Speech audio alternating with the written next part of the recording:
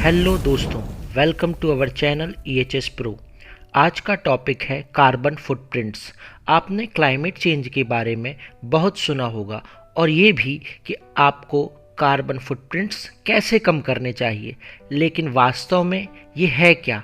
वास्तविक फुटप्रिंट की तरह ये वे निशान हैं जो इन्वायरमेंट में आपके द्वारा छोड़े जाते हैं, आपके एक्शंस के द्वारा, जिनसे कार्बन डाइऑक्साइड या अन्य ग्रीन हाउस गैसेस रिलीज़ होती हैं।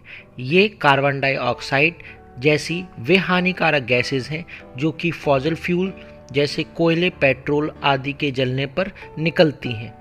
जितना ज़्यादा फ्यूल आप यूज़ करेंगे उतने ही कार्बन फुटप्रिंट बड़े होंगे।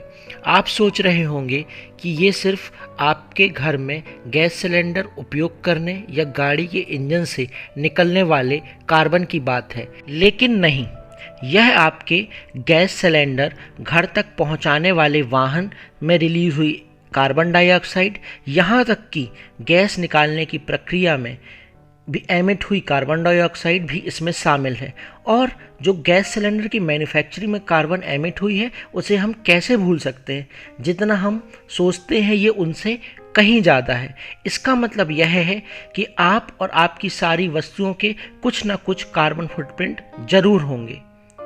कार्बन फुटप्रिंट ना छोड़ना बहुत ही मुश्किल है, लेकिन हम अपने एक्शंस में बदलाव करके इसे कुछ कम कर सकते हैं और क्लाइमेट चेंज को रोकने में मदद कर सकते हैं।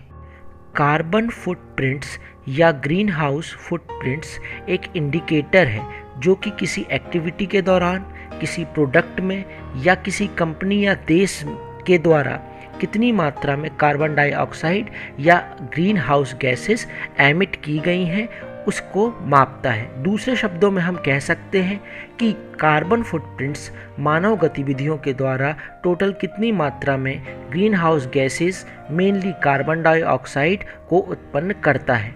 उन गतिविधियों में कार चलाना, बिजली का उपयोग करना, इंडस्ट्रियल एक्टिविटी आदि शामिल है।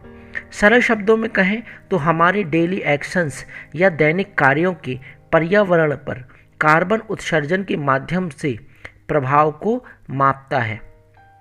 आप सोच रहे होंगे कि कार्बन फुटप्रिंट्स को समझना क्यों जरूरी है। कार्बन डाइऑक्साइड और अन्य ग्रीन हाउस गैसेस में methane, nitrogen oxide, nitrous oxide आदि शामिल है, जो कि पृथ्वी के तापमान को अपेक्षाकृत गर्म बनाने में मदद करती है, जिससे जलवायु परिवर्तन जैसी समस्याएं उत्पन्न होती हैं। जैसा कि आप पिक्चर में देख पा रहे होंगे कि सूर्य की किरणें पृथ्वी की सतह पर आती हैं और पृथ्वी की सतह को गर्म करके स्पेस में रिफ्लेक्ट होती हैं, परंतु ग्रीन हाउस गैसेस उन्हें स्पेस में जाने से रोकती हैं, जो कि पर्यावरण के वातावरण को अपेक्षाकृत अधिक गर्म करती हैं, जो कि मुख्य रूप से जलवायु परिवर्तन का कारण बनती है। हमारे द्वारा प्रत्येक दिन, महीने व साल में जितनी कार्बन डाइऑक्साइड पैदा होती है वह हमारा कार्बन फुटप्रिंट कहलाता है। आमतौर पर कार्बन फुटप्रिंट को कार्बन डाइऑक्साइड के ग्राम, किलोग्राम या टन उत्सर्जन में मापा जाता है, क्योंकि अन्य ग्रीन हाउस गैसों का ग्लोबल वार्मिंग में योगदान कमोबेश कार्बन डाइऑक्साइड जितना ही होता है। अमेरिका में कार्बन फुटप्रिंट का औसत 17.3 टन है प्रति व्यक्ति। कार्बन डाइऑक्साइड के उत्सर्जन के संबंध में ऑस्ट्रेलिया 19 टन उत्सर्जन के साथ विश्व का सबसे बड़ा देश बना हुआ है, जिसके पश्चात अमेरिका और सऊदी अरब का स्थान है। कार्बन फुटप्रिंट्स को कैलकुलेट करने के लिए आज बहुत से ऑनलाइन टूल मौजूद हैं। मैंने उन ऑनलाइन टूल्स का लिंक डिस्क्रिप्शन में शेयर किया है। वहाँ पर जाकर आप अपनी कंपनी के या किसी प्रोडक्ट के कार्बन फुटप्रिंट्स की कैलकुलेशन आसानी से कर सकते हैं। एक बार जब आप अपनी कंपनी के कार्बन फुटप्रिंट की गणना कर लेते हैं तो वास्तविक जीत आपके कुल पदचिह्न में कमी लाने की होगी, या यह कहें कि वास्तविक जीत आपकी कंपनी के कुल कार्बन फुटप्रिंट्स में कमी लाने की होगी, जिसका अर्थ यह है कि आपका व्यवसाय बढ़ने पर भी कुल कार्बन फुटप्रिंट उत्सर्जन में कमी आए।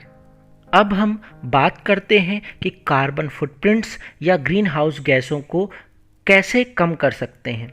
ग्रीन हाउस गैसों में कमी लाने के कई तरीके हैं। सौर ऊर्जा, पवन ऊर्जा या रिन्यूएबल एनर्जी सोर्सेस के अधिक इस्तेमाल और पौधारोपण आदि से कार्बन उत्सर्जन में कमी लाई जा सकती है।